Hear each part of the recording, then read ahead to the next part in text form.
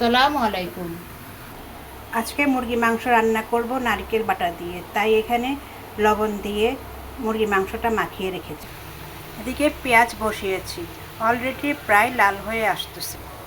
এদিকে গরম মশলা বেটে দিয়েছি, সবই দিয়েছি অল্প অল্প করে। হলুদ, মরিচ, ধনিয়া, জিরা সবই আছে, লবণও আগে তো দিয়েছি। সব মশলা দিয়ে কষাচ্ছি। নারকেল বাটাও দিয়ে দিয়েছি। লাল হয়েছে কেন জানেন?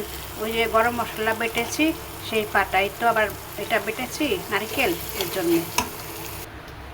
এখন পানি দিয়ে ভালো করে কষাচ্ছি, কারণ ভালো করে না কষালে গন্ধ লাগে। মশলা কষানো হয়ে গেছে, এখন মুরগি গোস্ত দিয়ে দিই। কষাতে কষাতে এরকম তেল উঠে যাবে। এখন পানি দিয়ে আরও কষাবো। পানি দিয়েছি, নাড়া দিয়ে এরকম হয়েছে। আলহামদুলিল্লাহ, রান্না হয়ে গেছে। তো আমার ভিডিও ভালো লাগলে লাইক, কমেন্ট, শেয়ার করতে পারেন। আর ভাই বোন বন্ধুরা, যদি পছন্দ হয় একবার ট্রাই করে খেয়ে দেখতে পারেন।